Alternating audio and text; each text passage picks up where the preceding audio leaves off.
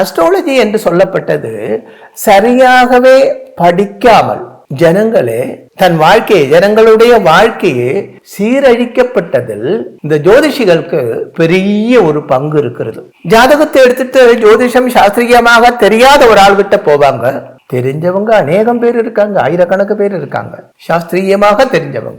இல்ல அல்லாத ஆளுகிட்ட போகும்போது ஜாதகத்தை பார்த்துட்டு 90% ஆளுகளும், அதாவது சரியான ஆச்சாரியன்மார்கள் அல்லாதவர்ல உள்ள 90% ஆட்காரும் வரப்பட்டவனே புகழ்ந்து பேசுறாங்க.